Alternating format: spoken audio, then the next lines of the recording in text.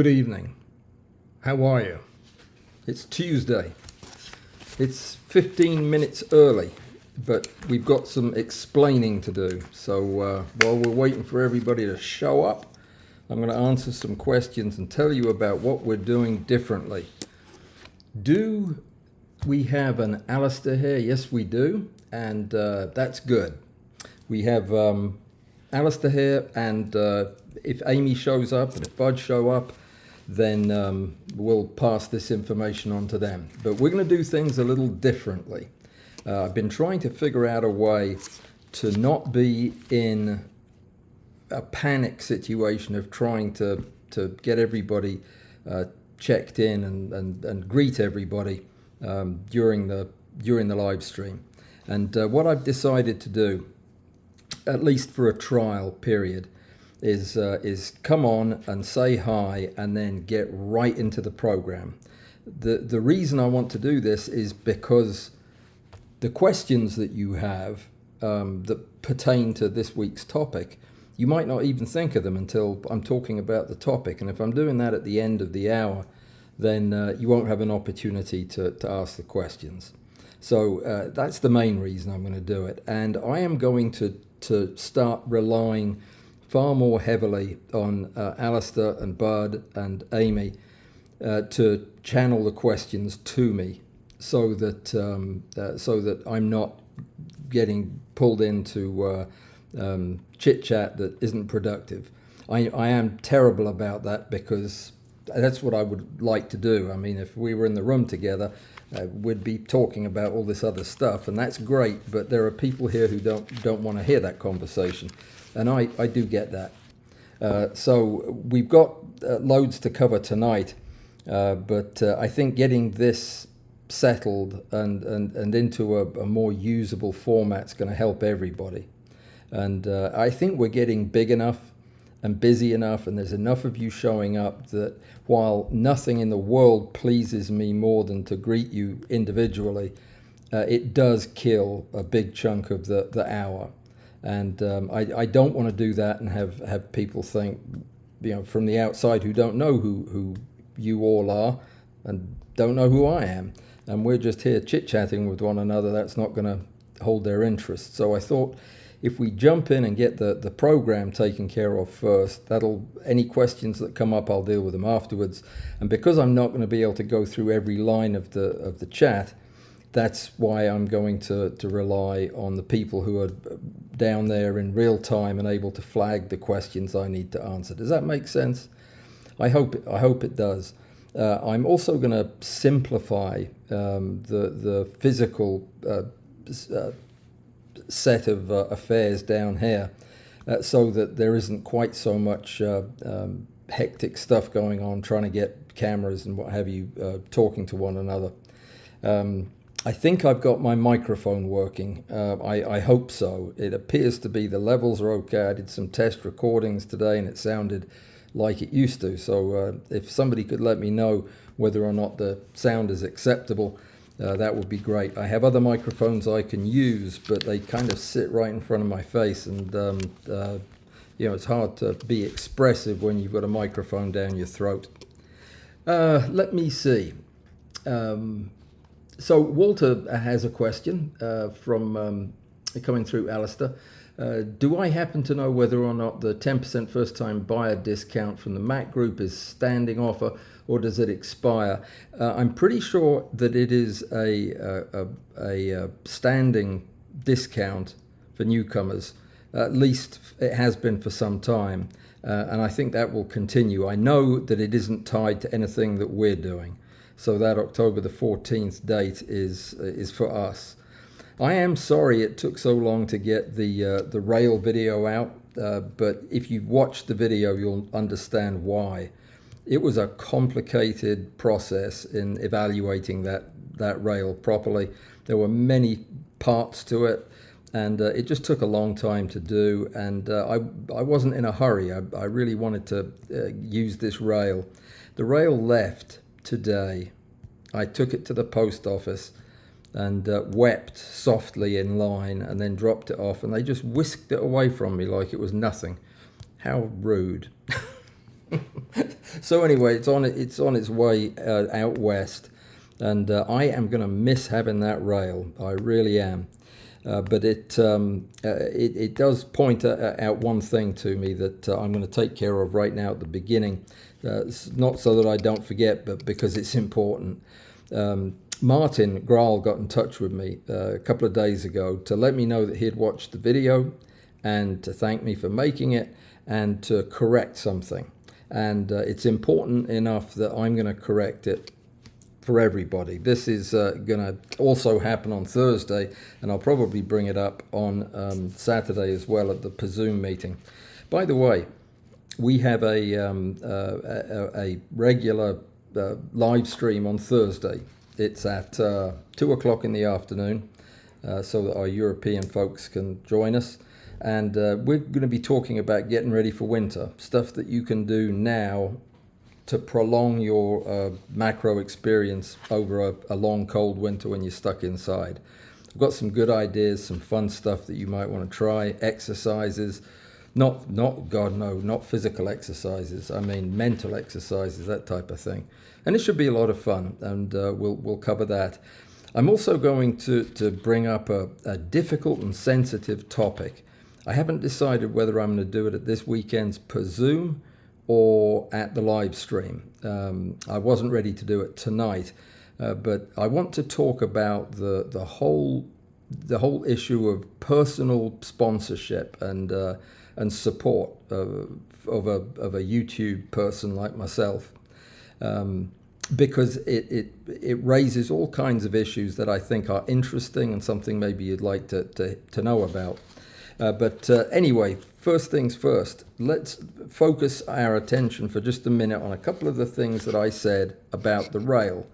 We're talking, of course, about the micro, the Castell micro, the automated rail. The thrust of the matter was that I had misspoken about one of the modes that the rail uses, and I'm gonna give you the verbatim response that I got from Martin, because I couldn't say it any better than he did. The integration of the continuous mode, that is the third mode that I talked about. There's picture oh geez, why did I start this? Because I won't remember the name of the first one. But continuous and bellows were the last two. And I had said that I didn't understand why there was a bellows mode. It didn't seem to make any sense, but I knew that it must make sense because they had programmed it into the controller. I just didn't understand what that sense was. Well, that was kind of tongue-in-cheek, because what I really meant to say was I don't use that. I mean, I use the modes that we control all the parameters of. But I had missed something important, and I'm going to read this to you. The integration of continuous mode was in response to requests from users who work with cameras equipped with a speed mode that can capture 120 images per second. So the whole idea of why would you need continuous mode is because there is now equipment that can deal with that. And we knew that. It just was one of those things I didn't mention. But the bellows mode is specifically designed for use with the Castball Pro attachment. And I'm going to show you some pictures here because I think they're helpful. They are on the wrong screen, but you know, I talked about the bellows mode as being kind of irrelevant. It was a combination of the first two modes, the picture mode and the step mode. Well, let me switch screens so that you can see this this picture and a couple of others. So when we're talking about the bellows mode that I had kind of blown past, saying it wasn't anything that I used, it turns out that this is something that maybe I should have known better. Andreas Marks, the other gentleman that was in the interview with Martin, primarily employs this particular combination in the studio and doing product photography.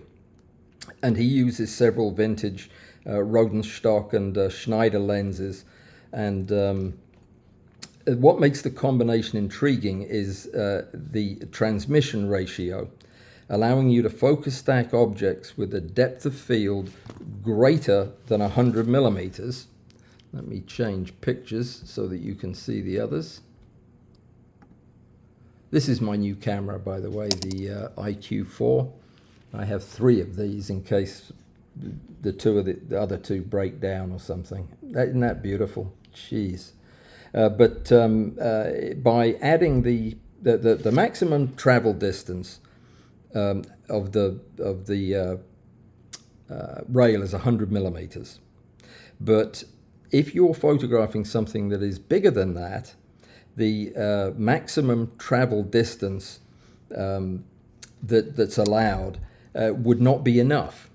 So by adding the Castball Pro while considering this transmission ratio, and depending on factors like focal length and f-stop and magnification, you can theoretically achieve a depth of field several meters for your subject, which sort of lifts the focus stacking technique out of the macro only niche. So he's talking about using this bellows mode when you're focus stacking larger subjects but still want to use a rail. And we already know this, that with larger subjects you normally wouldn't use a rail. You'd prefer the focus mechanism on the camera.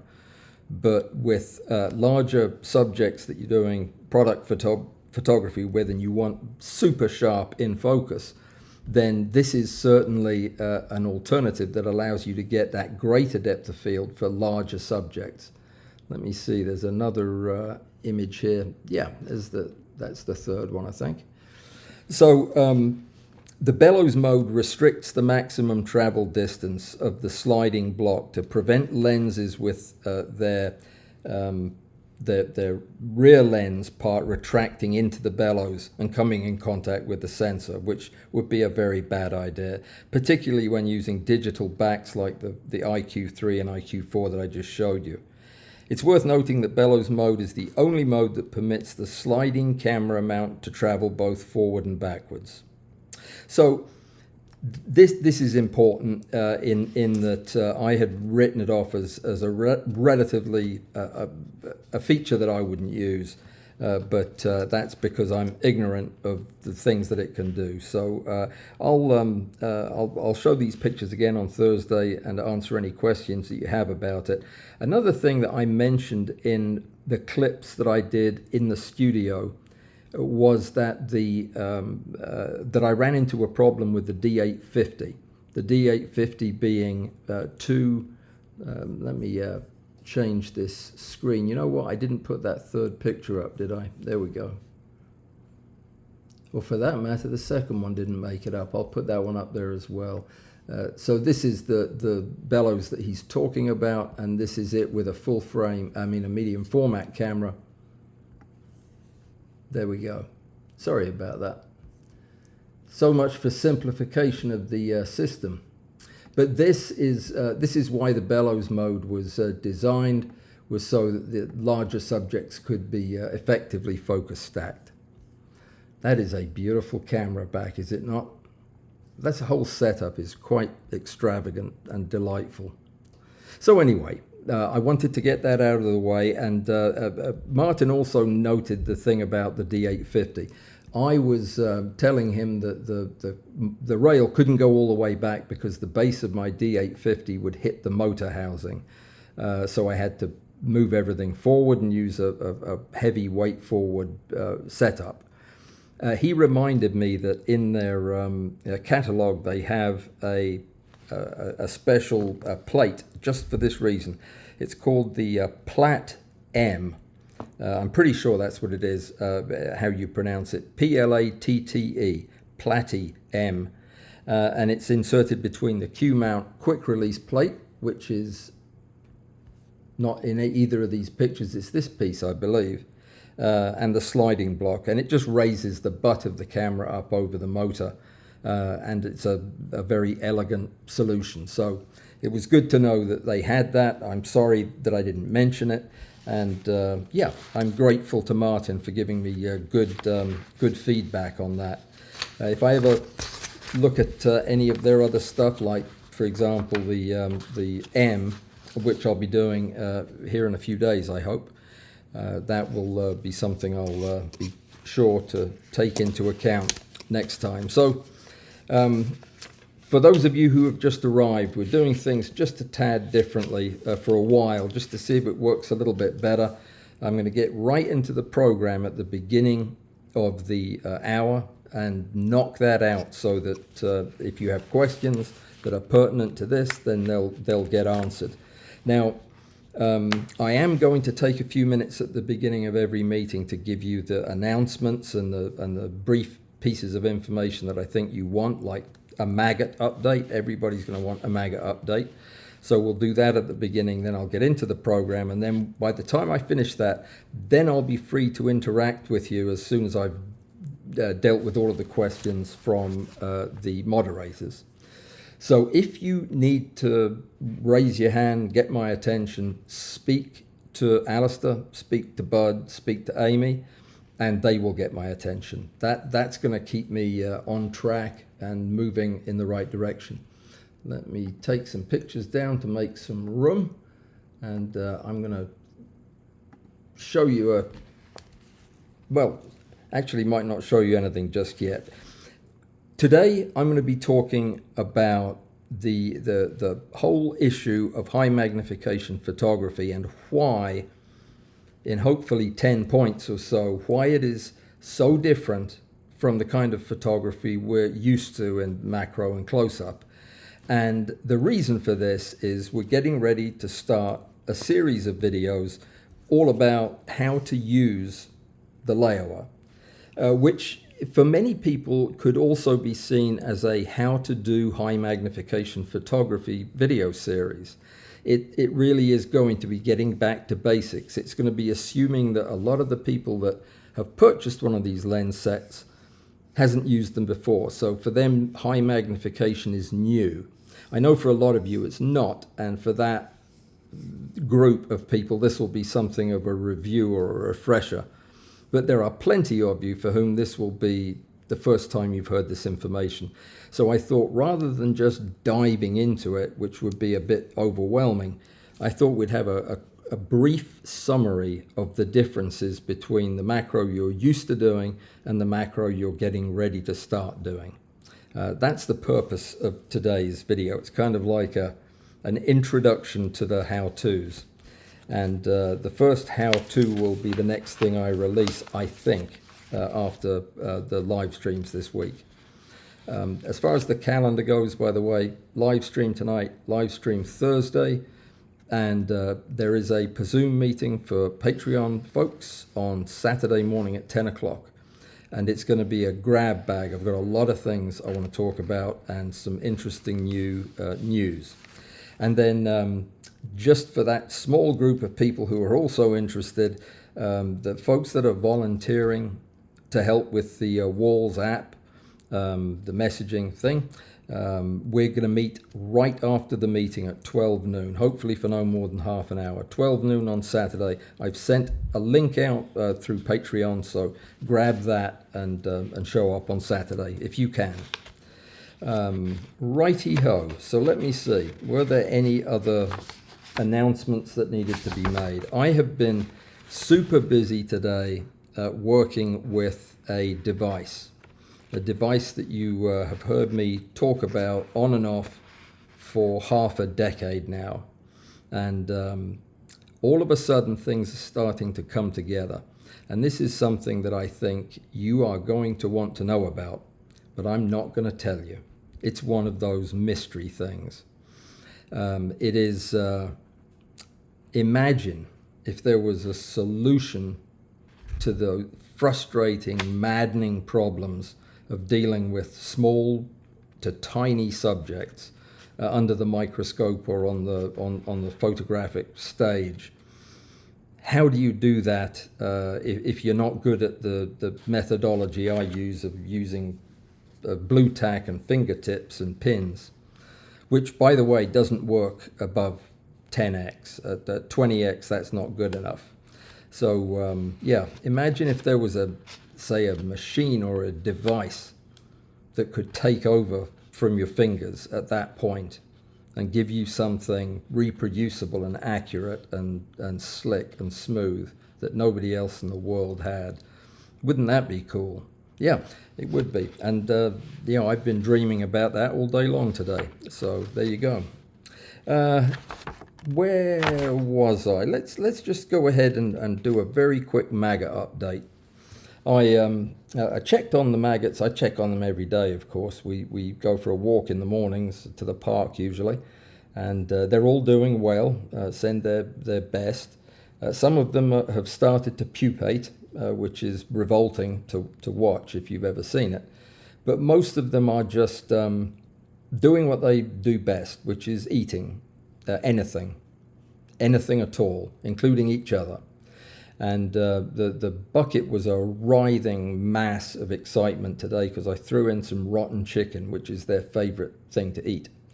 And I separated out the pupating fellows and put them outside in a pupating chamber that I made. It's also known as a cardboard box with some paper in it so that they'd find a nice dry place to pupate. They don't like to... don't ask me, it's an insect thing, but they don't like to pupate in a big container of other maggots' excrement. Is really the basis of it. They'd rather go somewhere with less excrement. So I put these shelves of towel in there, so hopefully they'll be able to crawl off, find a nice spot, and pupate. I'm concerned that the next time I go out into my screened-in porch, it will have screened in 200 black soldier flies. I didn't think about that until I'd already done all the preparation, so we'll have to video that, because that I think could be entertaining.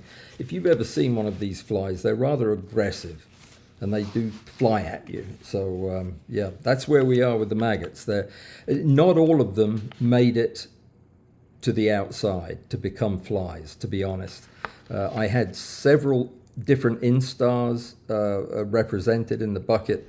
Some had matured earlier than others, and I could tell that the mouth parts and the head area was changing as they got older. So a few of them were sacrificed, and I have pictures on the way, and they are mind-blowing. You're going to love them. So this has been an exciting thing. If you have $6 to spare and want to get your own bucket of maggots, you ought to give it a try, because yeah, they're fantastic to observe. So that's that taken care of, and hopefully we'll get some good video out of the flies themselves.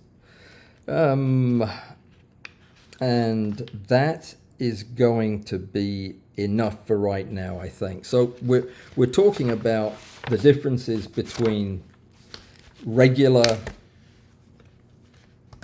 lens macro photography, where you use a lens that's basically an inverted 90mm lens that allows you to get super close to your subject and get a magnified image, usually around 1:1. Modern lenses sometimes closer to 2:1, and older macro lenses maybe half that, 1:2.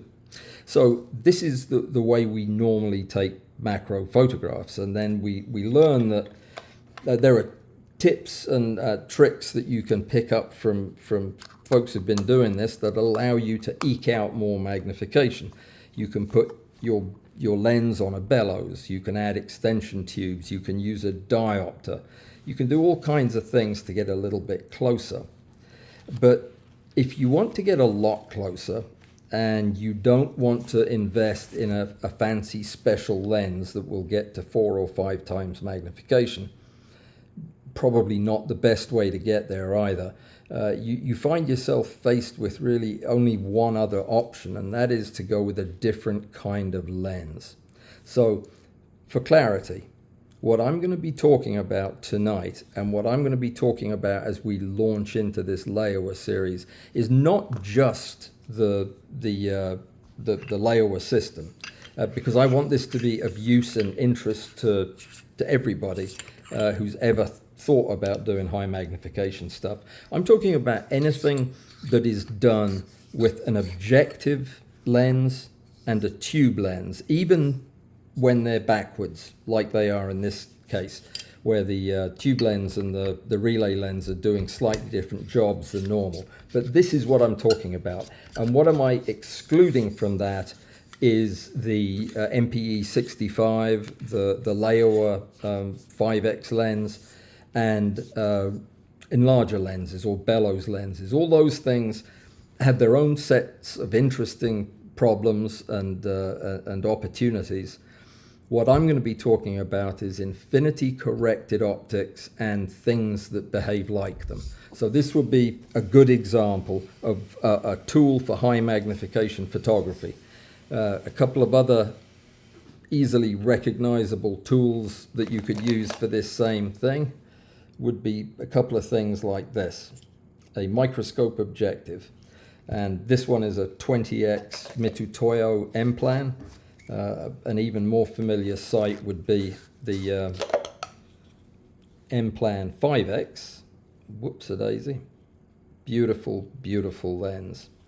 Now, these are just examples of what is different about doing high magnification photography, but it's probably safe to say that virtually everything is different.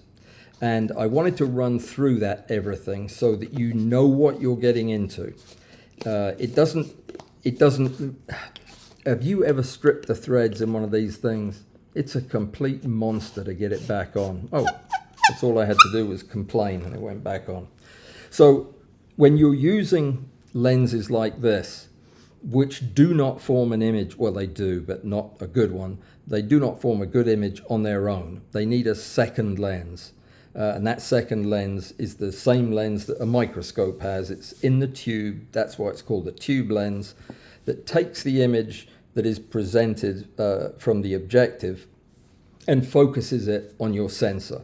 And that whole collection of glass elements forming that optical chain is called an infinity corrected optical system, or an infinity conjugate system.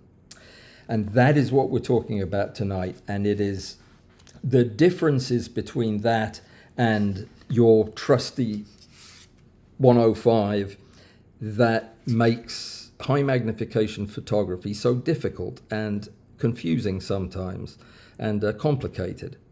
But it's not insurmountably so, and the rewards are huge if you go that way.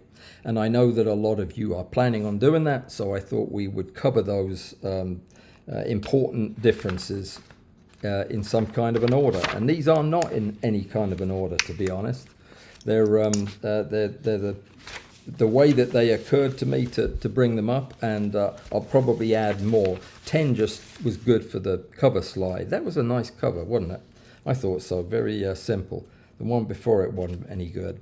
So let's talk then about the first, not in any particular order, as I say. The one I picked out first was the subject. The subject in photography is everything. In macro photography, you're photographing a butterfly. Every decision you make, from the lens you're going to use, the camera you're going to use, the color palette you're going to choose, everything depends on the subject. You plan the entire post process, the editing sequence is all determined by the subject. And that makes perfectly good sense. That's what we're recording a record of. And everything that we do, from catching it, selecting it, prepping it, cleaning it, posing it, pinning it, all of these things are dependent on the subject. And just look at any example in your own case of how difficult or different it is to pose a centipede as opposed to a butterfly. Do you even know where to put the pin on a centipede? It's in the middle of something, but there are 100 somethings on there. So that's the kind of thing. It's all subject related. But in high magnification macro photography, it's all about the magnification, first and foremost. We are not microscopists taking pictures of what we're seeing through our microscope. We are photographers who have adapted the tools used by microscopists so that we can extend our photographic experience into the realm of high magnification, which means we don't oftentimes have the tools of a microscopist, and we certainly don't have the experience and the expertise of somebody who uses microscopes every day. So instead, we're having to take these complicated multi-element systems, put them together, and then learn how to use them as if they were a camera lens, and they're not a camera lens. So that means that every decision that we make, from the moment we decide we're going to take a picture at 50x, revolves around what we have to do at 50x to even get a picture. The last thing we think about is the subject, because even though this kind of photography is mostly used as a tool, there are not many people who pull out high magnification objectives to make art. I consider myself one of those people. In contrast to the way that Rick, for example, looks at high magnification photography, to him it is a tool. It's a tool for documenting what he finds of interest on a black soldier fly lava. For me, it's all about making a beautiful picture that few other people could make because of the difficulty involved. And if it happens to show details of anatomy, then that's fantastic. It's not the most important thing, but the most important thing in the whole process is figuring out what you're going to do to even get a picture at that magnification. So all the decisions are made by that. And I was trying to think of examples of where a subject would define how you're going to photograph it. And the weevil is the one that always pops into my mind. You're spoiled by the riches. There are so many things you could photograph. The big floppy feet, the proboscis, which is always fascinating, and the way they hold themselves and walk, and they just look like unlike anything else on Earth. And that's the best example I can think of, how when you're photographing it, you're going to photograph it with a view to emphasizing the things that you find pleasant and enjoyable to look at. Whereas at 50 times magnification, you are going to be photographing the bits that are amenable to 50 times magnification. I'll get into that in just a second. But one of my favorite shots of my own was of a weevil, and it was a close-up of the beginning of the proboscis and the beginning of the antenna with the crook in it, the bend, shot from above. And it had a lot of depth.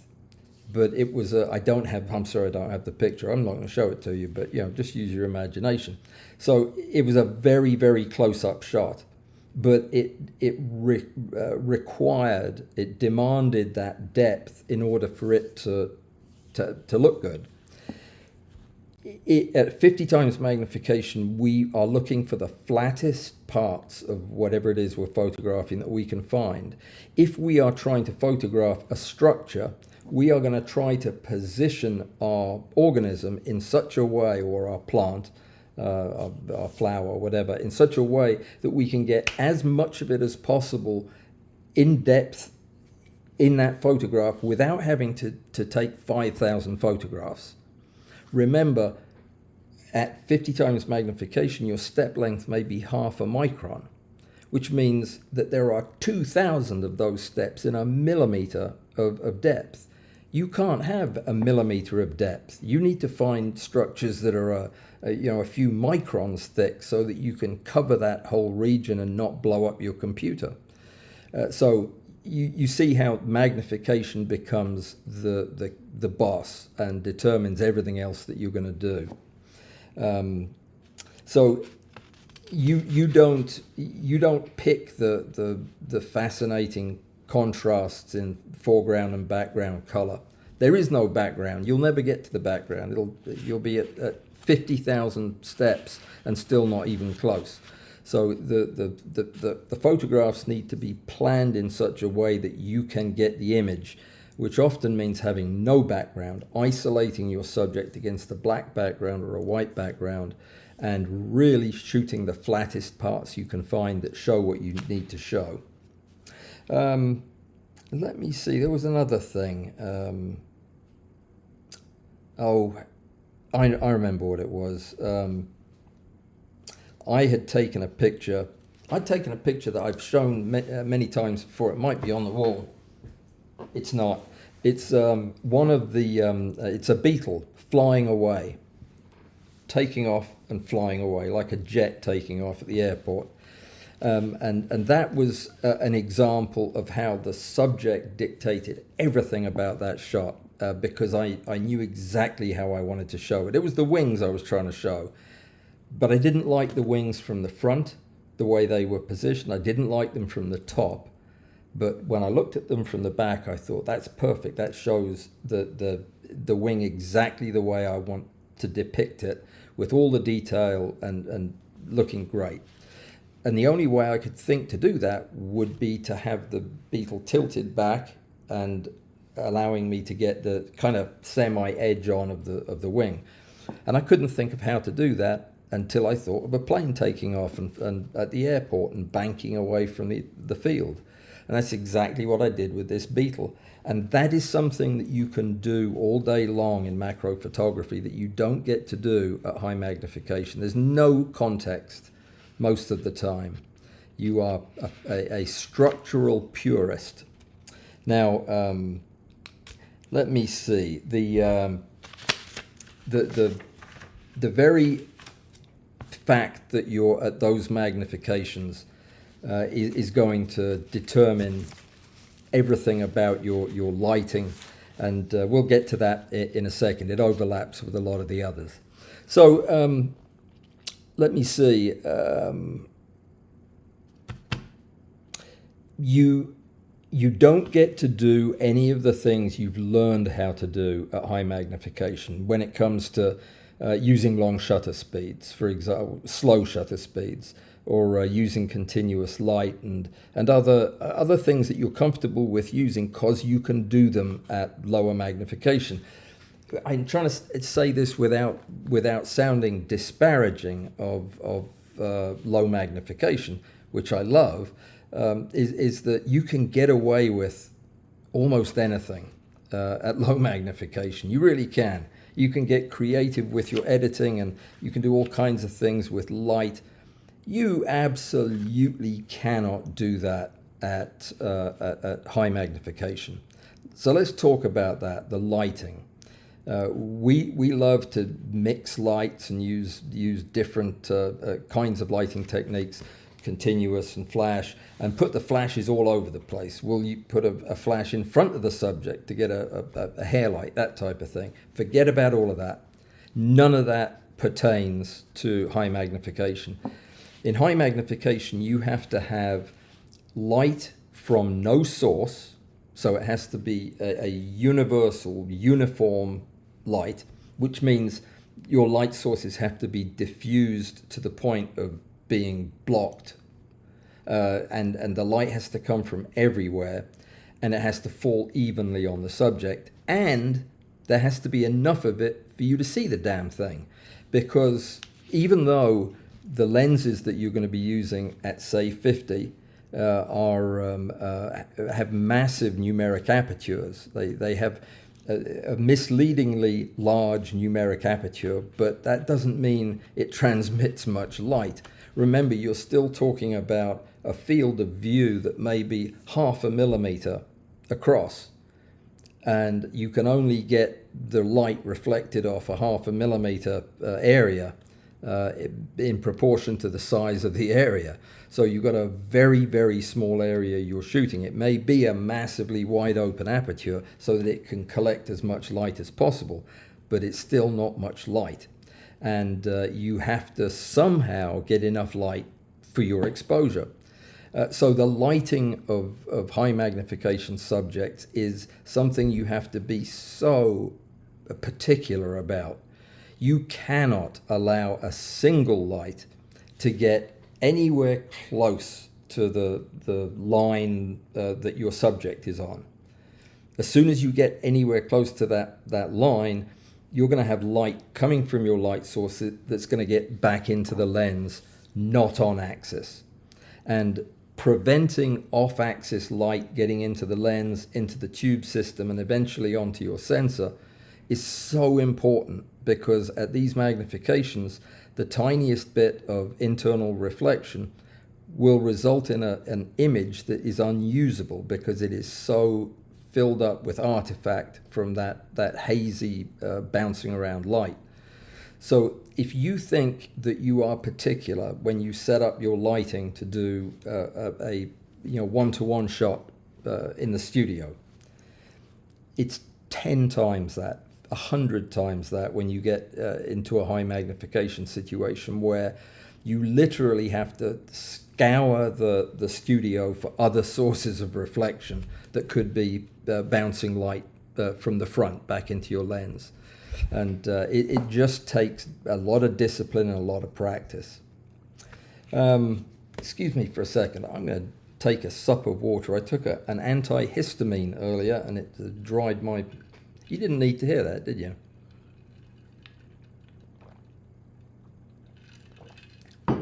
That's better. All right.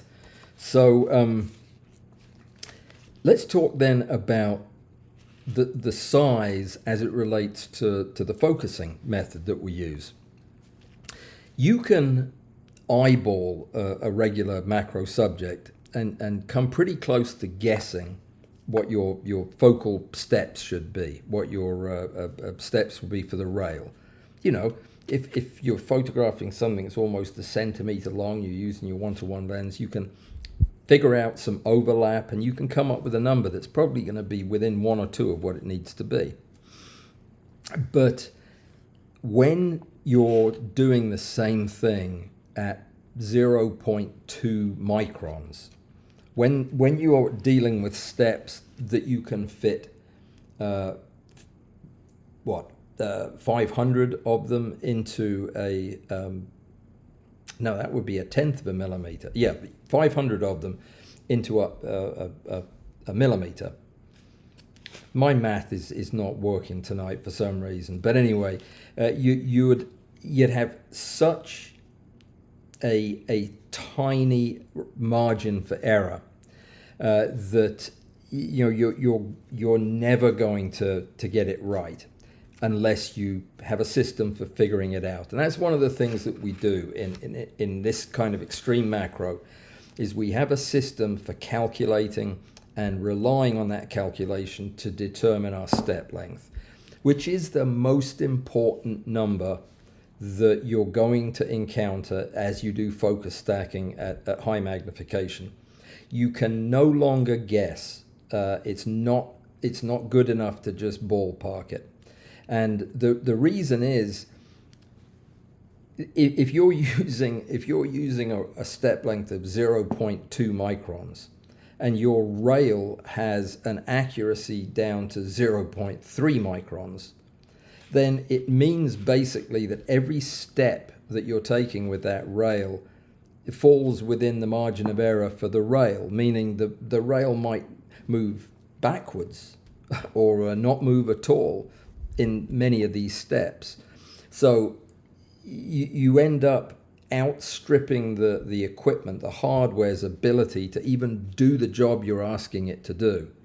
You never encounter anything like that in regular macro photography, but you need to think about it in extreme magnification. Is, can my equipment even do what I'm asking it to do? And if it doesn't, what does that mean, and what does it look like, and how can I troubleshoot it, and what do I need to do differently? So the fact that the fact that it is so difficult is part of the appeal, but having some tools to use does remove a lot of the anxiety. And one of those tools is a good calculator. a good macro calculator for your step length. If you're going to get into this stuff with the layer lenses, you need to take some time to find the calculator you're going to use and practice with it and understand how it works. It's not difficult. And when you're using a microscope objective, all you actually need is the numeric aperture. If you know what the NA is, you know what the step length needs to be. They correlate directly. So just saying, that does make it a lot easier, but you need to stick to it. Okay,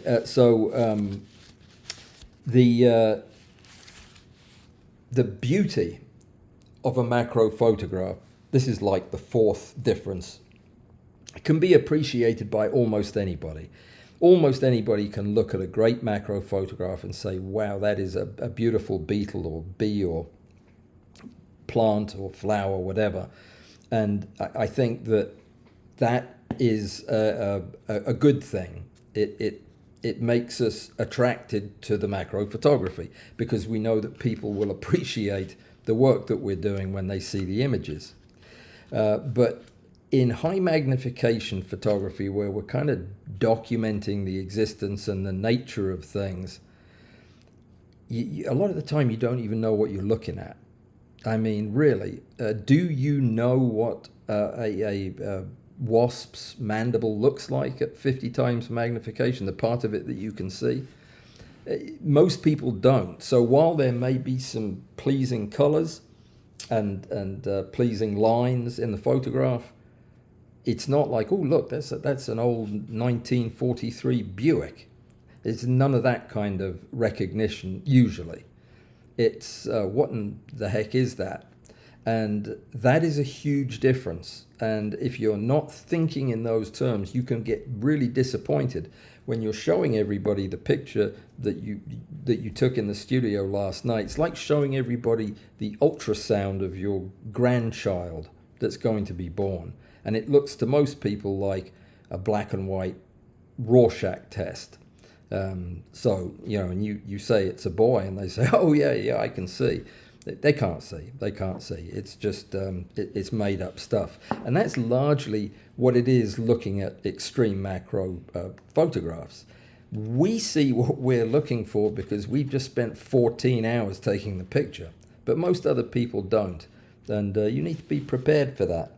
So it's us that enjoy the photographs. It really is. If you're doing this and you're pulling out the 35 and the 50, it needs to be so that you can enjoy the process and the images, because nobody else is going to give a good darn about it. Yeah, really. So anyway, I had written all these cool examples down, but I'm not going to have time to get to them. Well, this is just an introduction. When we get to the actual layer how to use the Aurogon system, I'm going to be going into a lot more detail on all of these subjects. So don't fret if you're not picking up the important details here. There'll be plenty of those. Your macro lens is probably not sharing with the objectives the diffraction limitation that defines these high magnification optics. Macro lenses are not diffraction limited. You can always get better, get more resolution out of your camera lens with technique. You don't run into a hard stop like you do at high magnification, where it doesn't matter what you do. There is nothing you can do to get more resolution than you have already got with this objective and tube lens setup. And that is something you just need to recognize, that you are operating at the very limits of resolution with these systems. Now, it's very possible, very likely, that you won't get all of the resolution out of the system that you would like to get out of it, but you aren't going to get any more. It isn't a matter of being more careful or getting a better tripod that's going to give you the increased resolution. The only ways you can get increased resolution beyond a certain point are artificial. They use AI or involve a number of physics tricks with light. But you can't improve the resolution in a diffraction limited system once you hit those diffraction numbers. And most of the systems that you're going to use, and especially the Lewa system, is already close to its limit when you're using it as directed. So when you're using the 20x, for example, you really don't have anywhere to go with the size of the aperture. It is right smack on the as high as small a hole as you'd ever want to have in that lens, because beyond that the picture's no good. So learning that you have very, very rigid limits to what you can and can't do is another part of this. I find that freeing in some ways, because I can concentrate on what I'm trying to do with the image and worry less about what I can do to tweak the hardware. Let me see.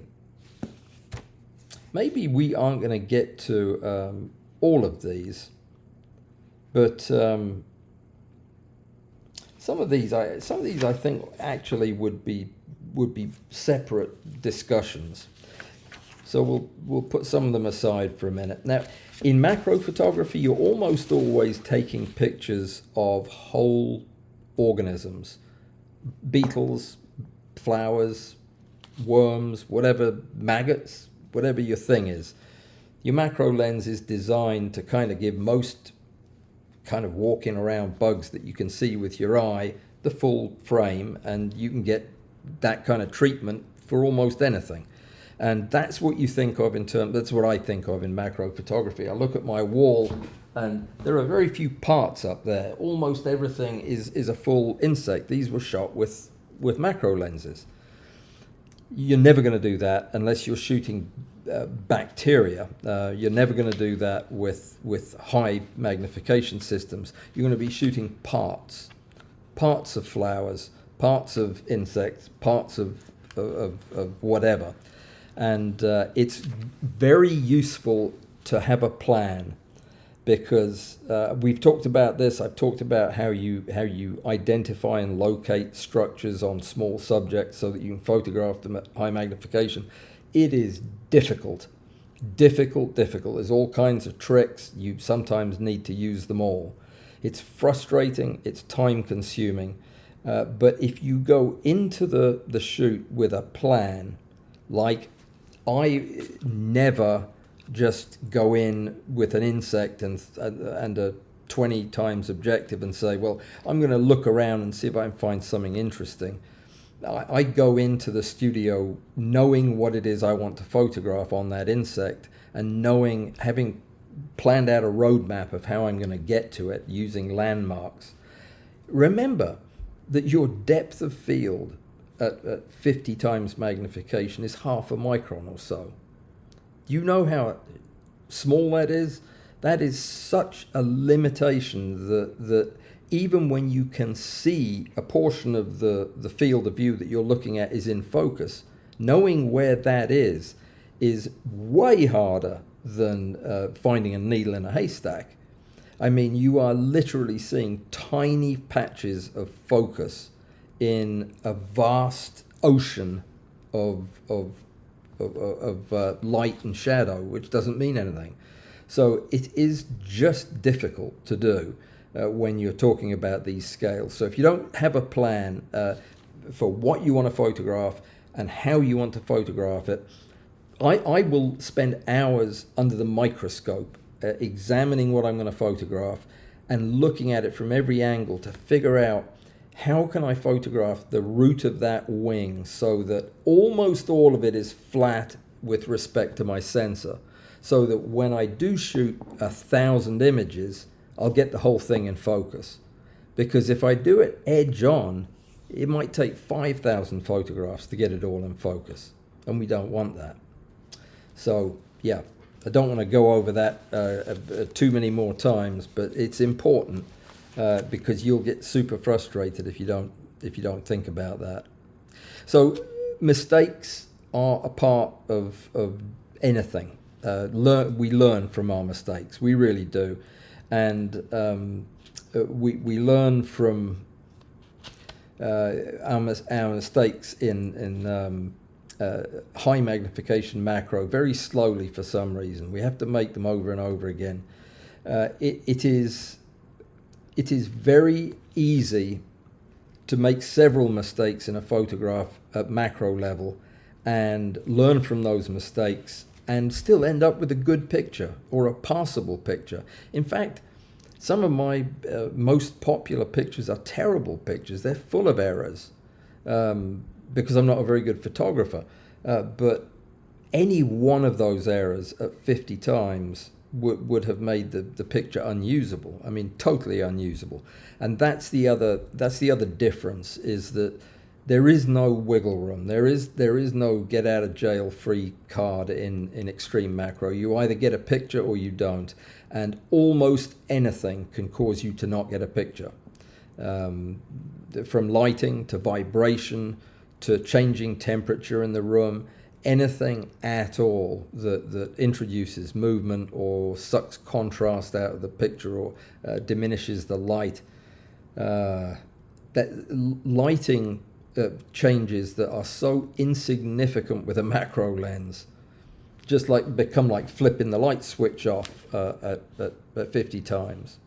So you need to think about that. You need to think about just how much fun this is going to be.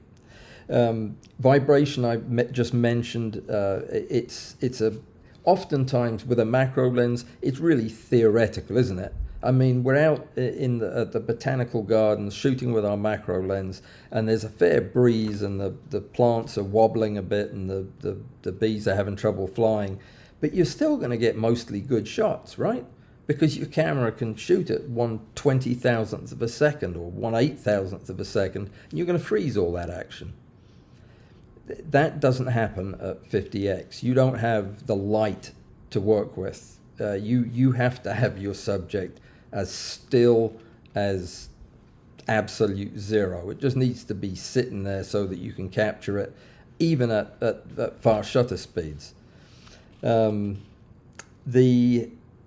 Already talked about diffraction limitation, and remember also, if you're a macro lens shooter primarily, when you get your hands on something like this, it doesn't have a focus mechanism. It doesn't have autofocus. It doesn't have an aperture ring, though this one does. Most of them don't. So you have to learn how to use the physics of your setup to give you those areas of control when you're taking these pictures. And you really need to understand how your motions are going to affect the picture. And that's what the videos are going to be all about. I'll show you how to take good pictures with these systems. It's not as hard as it is demanding of your time and focus and energy. I wouldn't do this kind of stuff if you had a lot on your mind and weren't able to focus. Do it another time. You won't get good pictures if you try to do that. So we'll talk as we get into it. I'll give you some specific guidance on all of the things that are important and how to overcome the problems. But that's going to be what this series is all about. And you know what? It's going to overlap with the other videos that I have coming up on the rails, the Castell rails, the manual and the automatic, because we're gonna be talking about focus stacking outdoors and other things where they all come into play. So this might end up being a much more general high magnification macro course than just an extension of a review. So hopefully that gives you a flavor for what you're getting into, and we'll get into the details as we go, but I'm going to jump up to the conversation and see what's been going on. And oh my goodness, I talked a little long, didn't I? too long, right? Okay, I'm going to get to the messages. The priority, questions about today's discussion are priority. Second priority is questions about previous discussions that we've had where you have a question from something I said last week. Third, first 1A is super chat questions, get priority, and you can ask me anything you want and it's a priority question because I get money for it. So it's a thing. Then you'd have questions that have very little to do with what we're talking about today, and then questions about cooking, for example, which would be fascinating, but I probably won't answer. And then after you go through about 18 more of these, there's questions asked by Joseph, which would be the last category that we have. Is Joseph here tonight? I'm going to have to apologize to him if he is, but I was thinking about that joke while I was talking about high magnification. Sorry about that, Joseph. So let me go look at the comments, and Joseph is here. Oh dear, I was just joking, Joseph, honest. So let me see, I see some bright red here. A great talk this evening, says Russ Richards. Really interesting. I'm learning a lot. Thank you. Thank you.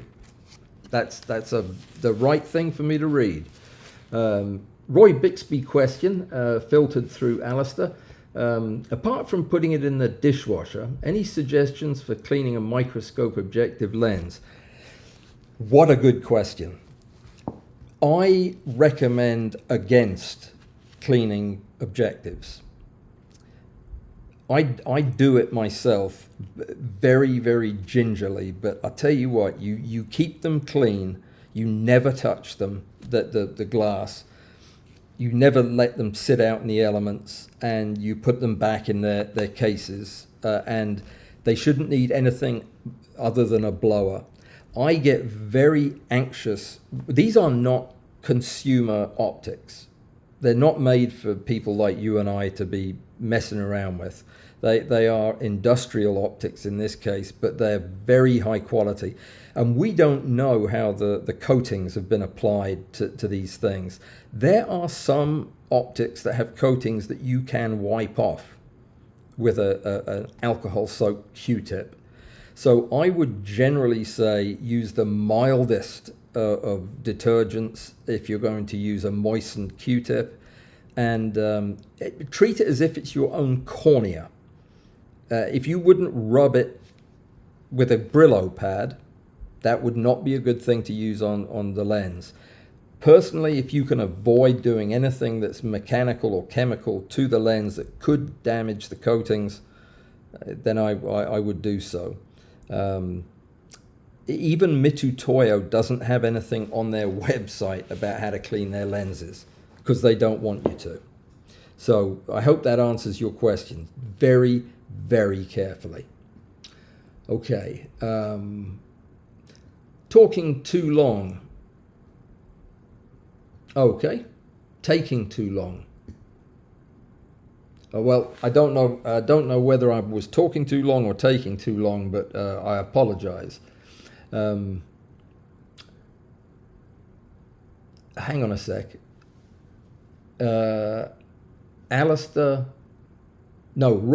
Roy bought a set of what? Kangaroos? There's a kangaroo in the message. You bought a set and they are grotty. Okay. I don't know what you mean by a set of what? The Laowa lenses? And they're grotty? I don't know if that's well, that would be a bad thing. Where I come from, grotty means filthy and all nasty. Oh, I see what you're saying. You bought a set of lenses and you need to clean them. Oh, okay, right, same thread. Okay, that's different. Warm, soapy water, soapy meaning a drop of detergent in it, and then ever so light and gentle with a Q-tip, and then a moist Q-tip to lift the detergent off, and then a piece of lens tissue to dry it. But I wouldn't do anything aggressive. If it's really in bad shape, take it to a lens guide that can disassemble the parts, the front element or whatever, and get it thoroughly cleaned. avoid just digging into it with anything, as we're always tempted to do. Got it. Understood, Roy. Did everybody leave already? Did everybody fall asleep? There was too much talking, wasn't it? Yeah, this is going to take some getting used to, because the whole world has gone by while I was doing that. Nerdy microscopist. That would be a new person that I haven't met yet. Hey, Nerdy, how are you? I hope you're still here. Why many photographers worried about diffraction blur?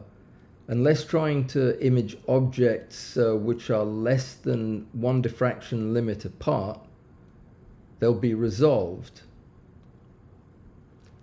Not sure I understand the point you're making. The diffraction limit is a moving target. I mean, every image that is formed after light passes through an aperture of any kind is going to have diffraction. I mean, it happens at all f numbers. Where that limitation is a fairly subjective experience. But let me move on, because we'll run out of time here. So the folks were chattering about if you use a regular camera lens at f2.8, then that equates to a numeric aperture of 0.18, while 0.5 requires an f0.9 lens. You know, the thing about optics is most of what we talk about and all of the calculations we do give rough approximations. Sometimes they give good approximations, but they're pretty much always approximations.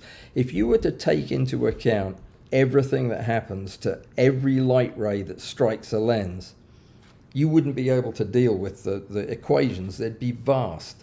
So we're always talking about abstract theoretical concepts when we're talking about lenses. We try to simplify it by talking about thin lenses or ideal lenses, but in reality we're talking about systems that are almost infinitely complex. Yeah, bear that in mind too. There isn't always a definite answer to some of this stuff. Space Minions has a question. Okay, and it appears that Joseph answered that question. Yeah, this is difficult to just dive back in. If you want Allan to pick your question out from all the comments, type Allan Wall's photography followed by question.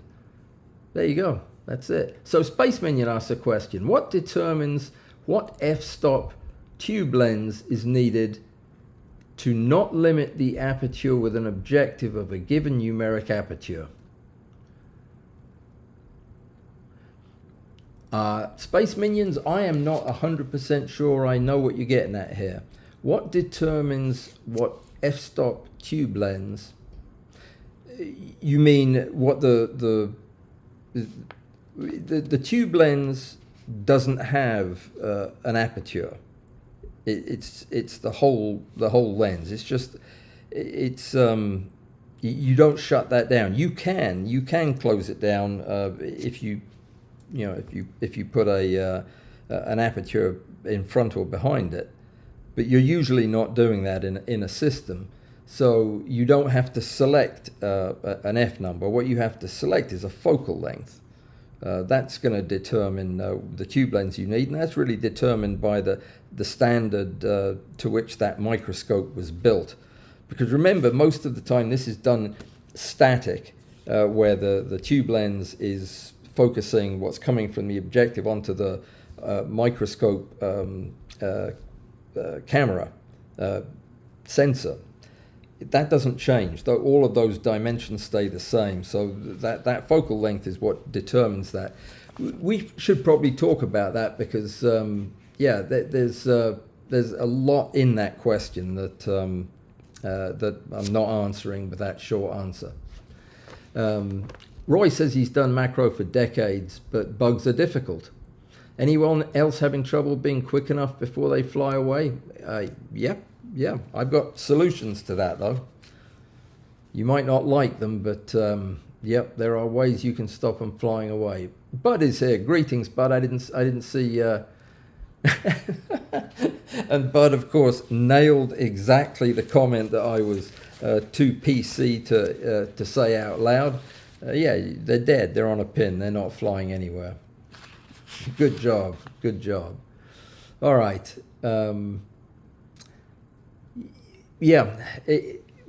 We are in an insect extinction, but trust me, if you want to have new life breathed into you, come down to the coast of the Gulf of Mexico and Alabama, and you'll realize that they may be dying, but they've got a long way to go. Yeah, there are a lot of bugs here. So, yeah. Okay, so Space Minions is not a microscopist, but he's trying to do microscopy badly on the cheap. Well, good for you, my friend. That is what it's all about. It doesn't matter how you do it. It matters that you are trying to do it, and you'll find people who will help you. I'll help you any way I can. It is the most exciting and fun stuff that you can do, because there is an entire cosmic reality just below our ability to perceive it all around us, and it's mind-boggling, beautiful. So yeah, you'll find it if you keep looking. All right.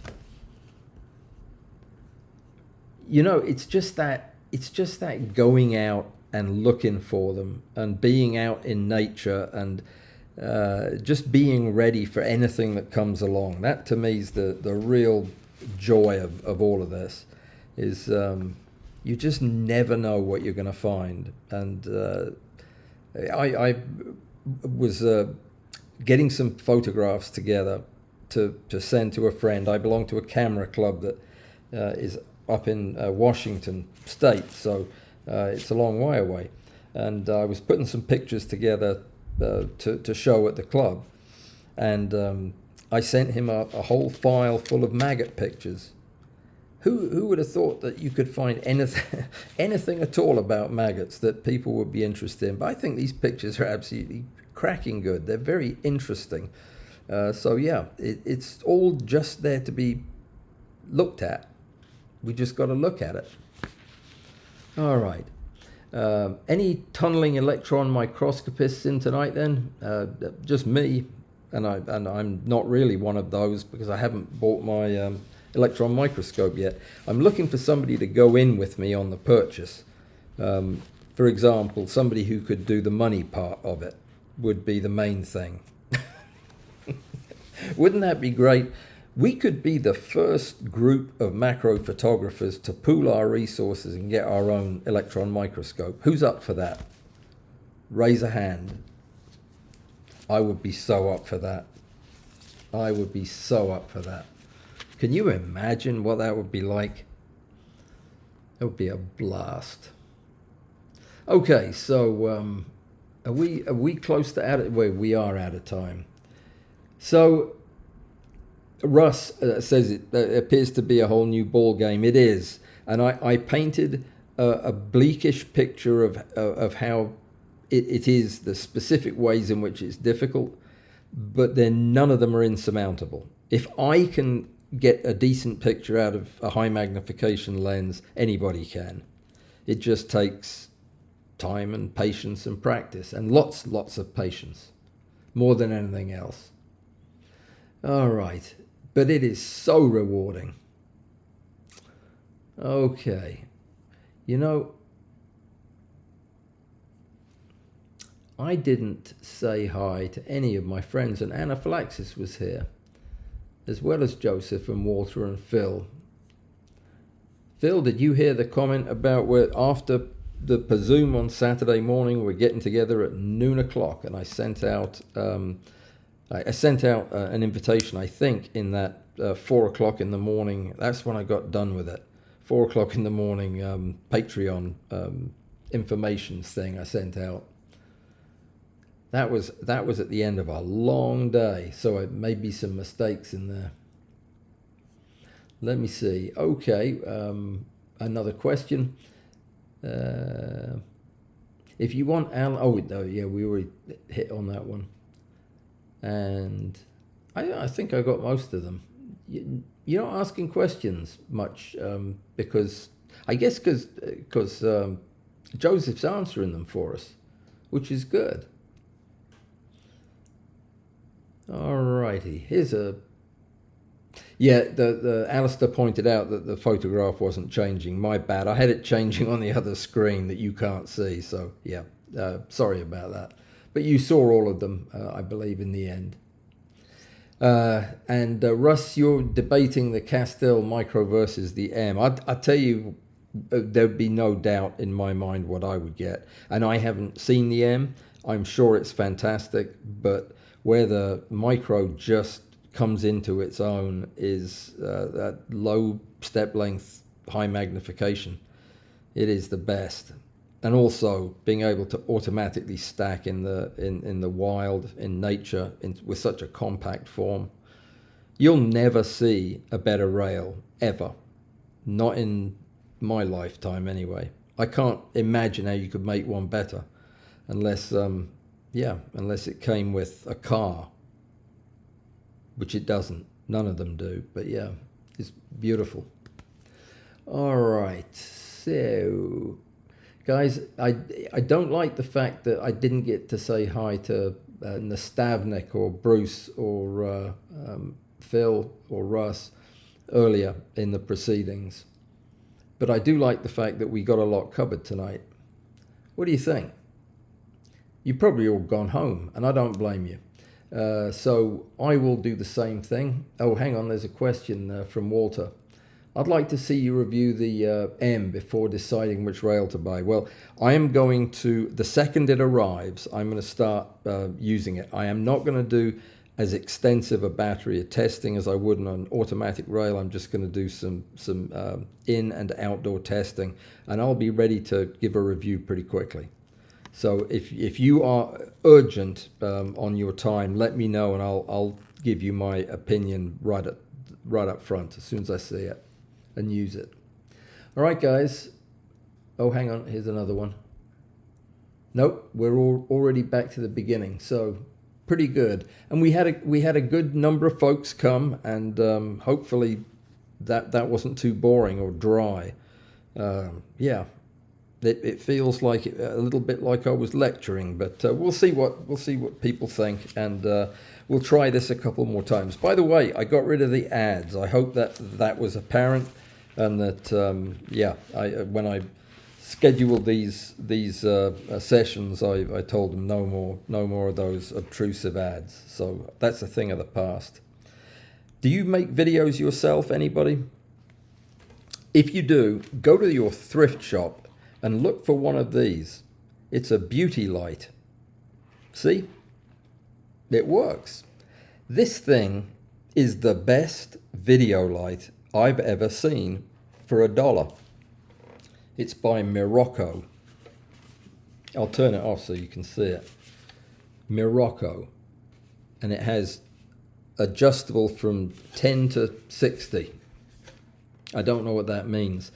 I hope it isn't some kind of strange light that's going to give me skin cancer, but it's a very nice, soft, diffused panel of light for $1.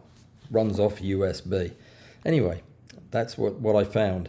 I'm going to go and do some work before I turn in, so thank you for coming, and let me know what you think about this format. We're going to do the same thing on Thursday and see how that goes, and then we'll make some decisions after that.